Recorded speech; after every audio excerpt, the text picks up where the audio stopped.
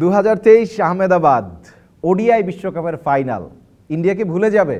আমার কাছে মনে হয় না। টানা 10টা ম্যাচ জেতার পরে যেই ম্যাচটা জিতলে তারা হতে পারত আরও একবার বিশ্ব চ্যাম্পিয়ন, অস্ট্রেলিয়া সেই কাজটা হতে দেয়নি।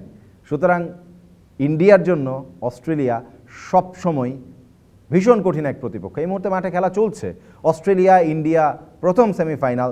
তবে যে আলোচনাটা আহমেদাবাদ এবং দুবাইয়ের মধ্যে বেসিক কোনো পার্থক্য আছে, অনেক ক্রিকেট পণ্ডিতরাই বলছেন কোনো পার্থক্য নেই। আহমেদাবাদে খেলা যা দুবাইতে খেলা ইন্ডিয়ার জন্য একই রকম, কারণ তারা হোমের সব ফেসিলিটি এই দুবাইতে নিয়েই টুর্নামেন্টটা খেলছে।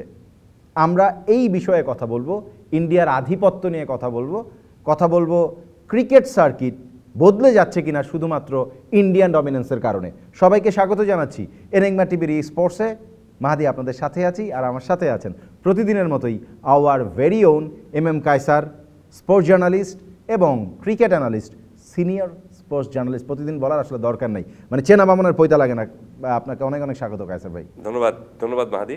এবং আমাদের সাথে আরও একজন পছন্দের মানুষ আছেন, আবু হুরায়রা তামিম ভাই, আরও একজন সিনিয়র ক্রীড়া সাংবাদিক এবং ক্রিকেট অ্যানালিস্ট। তামিম ভাই, আপনাকে অনেক অনেক স্বাগত। ধন্যবাদ মাহাদি। কায়সার ভাই, যে আলোচনাটা দিয়ে শুরু করেছি যে আহমেদাবাদের সাথে খুব একটা কি পার্থক্য আছে দুবাইয়ে? ইন্ডিয়া আসলে যে ফ্যাসিলিটি নিয়ে এর পুরো টুর্নামেন্টটা খেলা শুরু করলো এবং এই টুর্নামেন্টের মানে পুরো ফরম্যাট বদলাই দিয়ে সে একটা নতুন কিছু ফর্ম করলো, যেটাকে বলি আমরা হাইব্রিড মডেল। পুরো ক্রিকেট ইতিহাসের মানচিত্রই কি ইন্ডিয়া তার দাদাগিরিতে বদলে দিচ্ছে? যদি বলতে বলেন তাহলে আমি বলবো যে দুবাইয়ের এই টুর্নামেন্টটা যেখানে হচ্ছে, মানে দু জায়গায় হচ্ছে, একটা পাকিস্তানে হচ্ছে, একটা দুবাইতে হচ্ছে, এবং দুবাইকে বলা হচ্ছে যে ভারতের টেরিটরি। এখন ভারত তাদের টেরিটরিতে কাকে পেয়েছে? অস্ট্রেলিয়াকে। এবং অস্ট্রেলিয়া তাদের জন্য বিগ ম্যাচগুলোতে সবসময় কিন্তু বড় হার্ডল হিসাবে হয়ে থাকে। যেভাবে আপনি উদাহরণটুকু দিলেন যে 2023 বিশ্বকাপ যেটা আহমেদাবাদে হয়েছিল, সেখানে কিন্তু আপনার যে কোনো মূল্যে টপ ফেভারিট ছিল ভারত, এবং টুর্নামেন্ট শুরু থেকে শেষ পর্যন্ত তারা যেভাবে খেলছিল তাতে নিশ্চিতভাবে মনে হচ্ছিল যে 2011-র পর আবার বোধহয় তারা এই জিততে চলেছে। হট ফেভারিট হিসেবে তারা খেলতে নেমেছিল সেই টুর্নামেন্টে। কিন্তু মাহাদি, মনে রাখতে হবে ফেভারিটরা কিন্তু সবসময় জেতে না। ফেভারিটরা যদি সবসময় জিততো তাহলে এখন পর্যন্ত মানে আপনার ফিফা ওয়ার্ল্ড কাপ যেটা ফুটবল ওয়ার্ল্ড কাপ যেটা হয়, সেখানে আর্জেন্টিনা বা ব্রাজিলই জিততো। সো এই জিনিসটাও মনে রাখতে হবে যে ম্যাচ জেতে কারা, গিভেন ডেতে আপনি যে ভালো পারফরমেন্স করে সেই দলই কিন্তু জেতে। আরেকটা বিষয় আমি একটু যোগ করি, সেটা হলো যে অনেকে যে কোনো খেলার সঙ্গে একটা প্রতিশোধ বা একটা বদলা নেওয়ার এক ধরনের চিন্তাভাবনা করে থাকেন, বা সেই এসেন্সটা নিয়ে কিন্তু ম্যাচের মধ্যে বসেন। আমি মনে করি না যে কোনো স্পোর্টসের সাথে এই দুটো শব্দটা যায়। প্রতিশোধ বা বদলা আমরা নেব বা এক ধরনের তাদেরকে দেখিয়ে দেওয়ার বিষয়টা রয়েছে, সেগুলো কিছু না। জিনিসটা হলো যে ইটস অ্যান স্পোর্টস। আপনি কালকে জিতেছেন, আজকে আমি জিততে পারি, এইভাবেই কিন্তু আমার মনে হয় যে যারা মাঠে খেলেন তাদের মধ্যেও এই চিন্তা ভাবনাটা থাকে। আর সেই যে প্রতিশোধ বা আপনার বদলা, যেটা 2023 বিশ্বকাপে অস্ট্রেলিয়ার কাছে ভারত হেরেছিল বলে ভারত এখন তাদের কাছ থেকে এক ধরনের বদলা নিতে এই ম্যাচটা খেলছে, এই ধরনের চিন্তাভাবনা আমার মনে হয় না যে মাঠে যারা ক্রিকেটাররা খেলেন তাদের এই চিন্তাভাবনাটা থাকে। তাদের চিন্তাভাবনাটা ওটাই থাকে যে ইটস এ গিভেন ডে, আজকে নতুন ম্যাচ, নতুনভাবে চ্যালেঞ্জ, আমাকে নতুনভাবে শুরু করতে হবে। আগের ম্যাচে আমি সেঞ্চুরি করেছিলাম, সেটা কোনো কাজে আসবে না, এখানে কিন্তু আপনাকে এক রান থেকেই শুরু করতে হবে। মোস্ট প্রবলি যারা ক্রিকেট মাঠের যারা খেলেন ক্রিকেটাররা, তাদের চিন্তাভাবনাটা এরকমই থাকে। আর বদলা, প্রতিশোধ বা ওখানে আমি নিয়েছিলাম এবার তাদেরকে শুয়ে দিতে হবে, এই ধরনের চিন্তাভাবনা যারা করে থাকেন তারা মাঠের বাইরে গ্যালারিতে, এবং আরেকটু সংক্ষিপ্ত মানে স্পেসিফিক করে বললে তারা ফেসবুকে এই ধরনের চিন্তাভাবনা করে থাকেন। ভারত এবং অস্ট্রেলিয়া তারা টপ ফেভারিট হিসাবে এই টুর্নামেন্টে ছিল, এবং তারা আজকে যে পজিশনে এসেছে সেটা টপ ফেভারিট হিসেবেই তারা এসেছে। বাট দুঃখের বিষয়টা হলো যে কোনো একটা দলকে বিদায় নিতে হবে। রাইট, অস্ট্রেলিয়া এবং ইন্ডিয়া সম্ভবত চ্যাম্পিয়ন্স ট্রফির ফাইনাল হলে 2023 আহমেদাবাদের সেই রেপ্লিকেশনটা আবার আমরা দুবাইতে হয়তো বা দেখতাম। এবং তামিম ভাই, আপনার কি মনে হয় যে পাকিস্তান 23 বছর পরে চ্যাম্পিয়ন্স ট্রফিটা যদিও আয়োজন করলো বা তারাই আয়োজক, কিন্তু মূল আয়োজক আসলে ইন্ডিয়া, যারা কিনা দুবাইতে খেলছে? যদি ফাইনাল হয় সেটাও দুবাইতে হবে, ইন্ডিয়া যদি ফাইনালে যায়, মানে টুর্নামেন্টটা যত না পাকিস্তানে তার চেয়ে অনেক বেশি ইন্ডিয়ান না?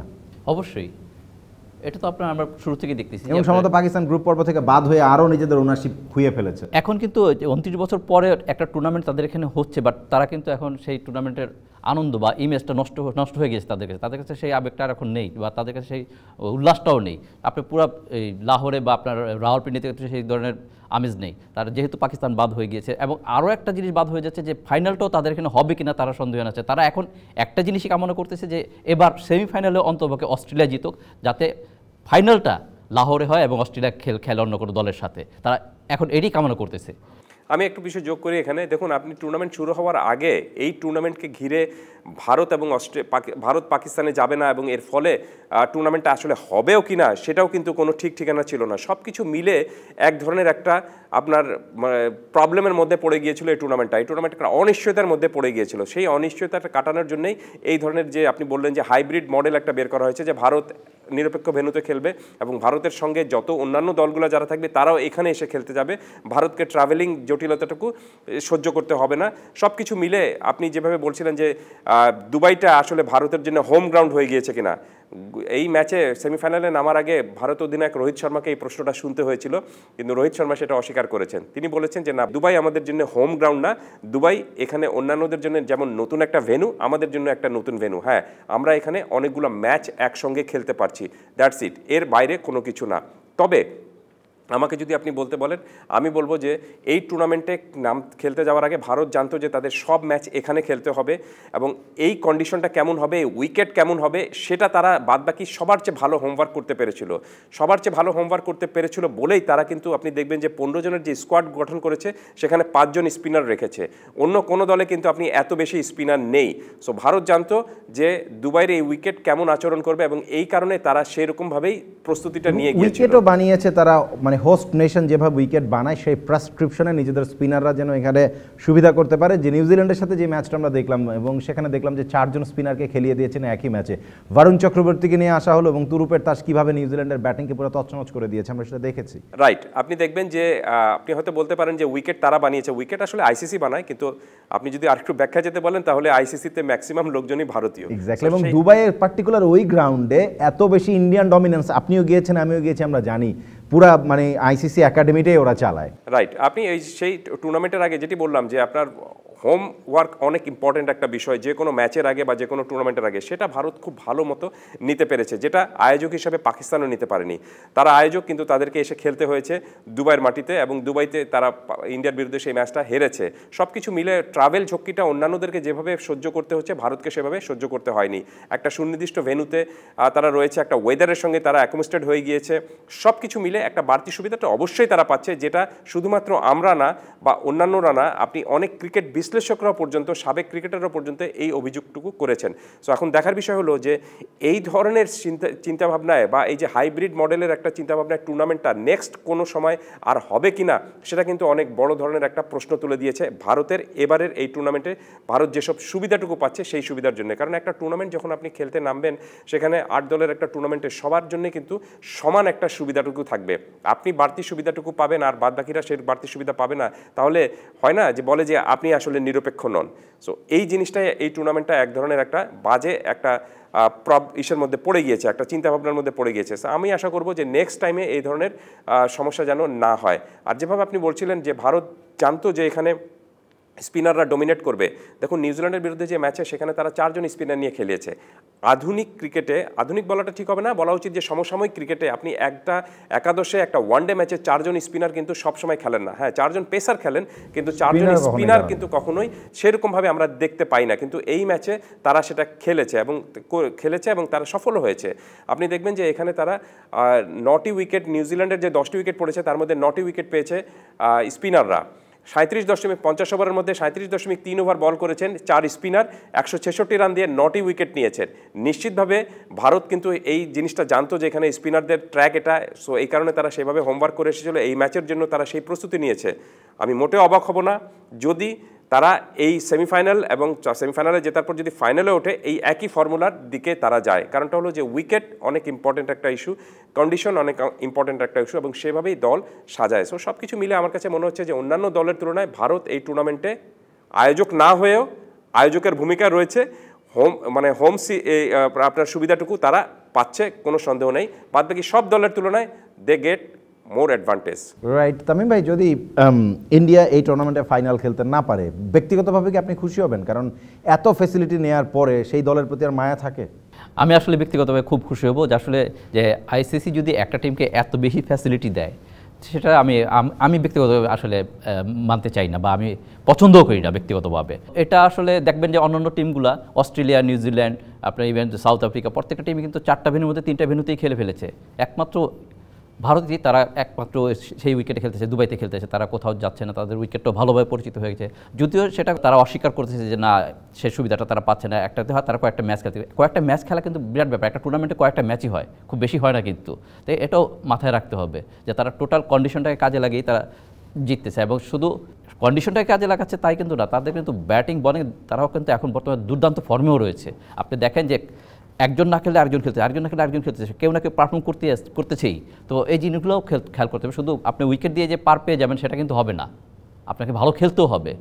সেটাও কিন্তু ভারত করে দেখাচ্ছে আপনাকে, ভালো ম্যাচ খেলে কিন্তু জিতে। যেটা লো স্কোর করলো নিউজিল্যান্ডের সাথে, সেটা কিন্তু আমরা ভেবেছিলাম যে নিউজিল্যান্ড হয়তো এই ম্যাচটা জিতে যাবে, কিন্তু আপনাকে দেখা গেল যে না, নিউজিল্যান্ড ম্যাচটা জিততে পারেন। 205 রানে তারা অল আউট হয়ে গিয়েছে এবং ম্যাচটা ইন্ডিয়া জিতে গিয়েছে। তো এটা কিন্তু আমরা ম্যাচের মাঝখানে কিন্তু আমরা ভাবিনি যে ইন্ডিয়া জিতে যাবে।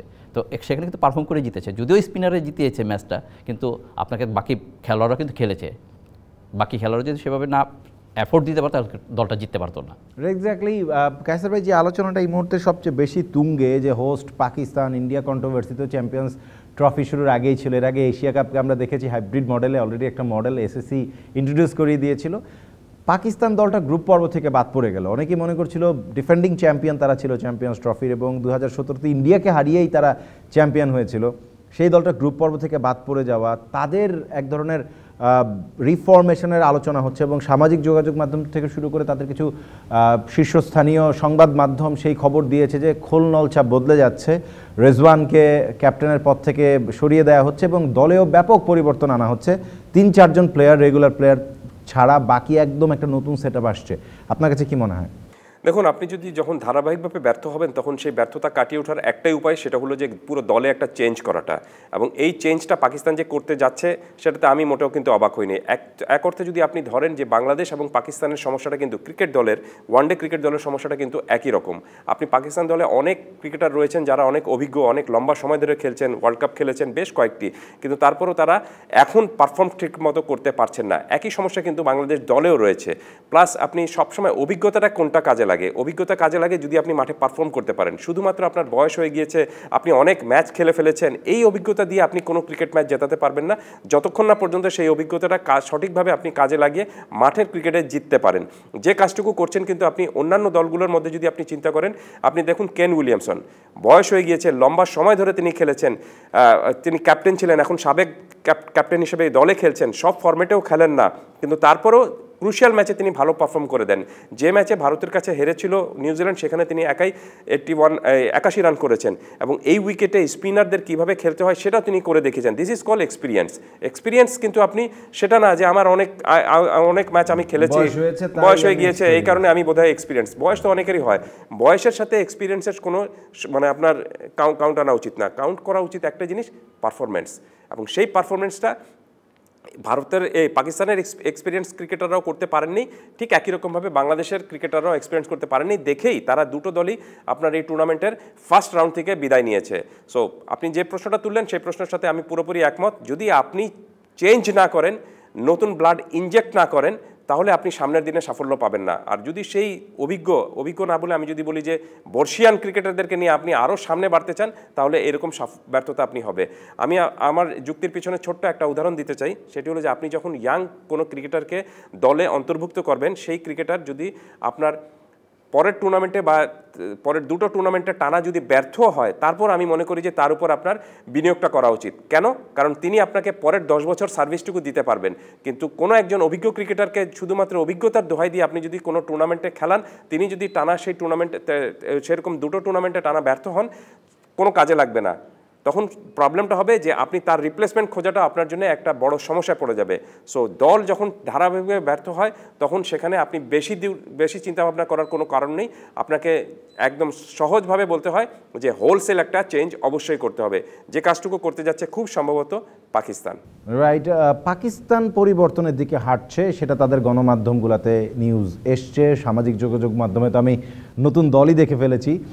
সেখানে বলা হচ্ছে যে রেজওয়ানের জায়গায় হয় মোহাম্মদ হারিস অথবা সালমান আগাকে ক্যাপ্টেন করা যায় কিনা, এই ধরনের একটা আলোচনাও আছে, এবং সম্ভাবনাও অনেক বেশি, অনেকটা কনফার্ম নিউজও কেউ দিয়ে দিয়েছে।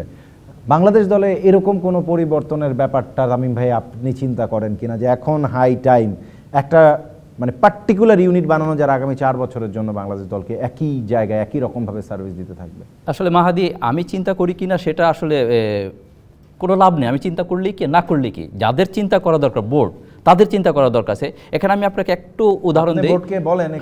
আমি একটু বলি যে একটু উদাহরণ দিই, আপনার বেশি দূর যেতে হবে না। আমাদের কিন্তু ডোমেস্টিক ক্রিকেট শুরু হয়েছে গতকালকে। দেখবেন মডার্ন স্পোর্টিং ক্লাব, ঐতিহ্যবাহী মডার্ন স্পোর্টিং, আমাদের ন্যাশনাল টিমের ম্যাক্সিমাম প্লেয়ার সেখানে ছিল। তামিম, মুশফিক, মাহমুদুল্লাহ রিয়াদ, তাইজুলেরা সবাই ছিল। এদের টিম কিন্তু গুলশান ক্লাবের কাছে হেরে গিয়েছে, ইয়ং একটা টিমের কাছে হেরে গিয়েছে। তো এখানে কিন্তু আপনি দেখতে এখানে অভিজ্ঞ প্লেয়ার, ইন্টারন্যাশনাল ম্যাচ খেলার প্লেয়ার কিন্তু রয়েছে, জাতীয় দলের একাধিক প্লেয়ার রয়ে গিয়েছে, কিন্তু তারা কিন্তু হেরে গিয়েছে গুলশান ক্লাবের কাছে। তো এখানে কী বোঝাচ্ছে? আপনাকে নতুনদেরকে সুযোগ দিতে হবে, নতুনরা পারে।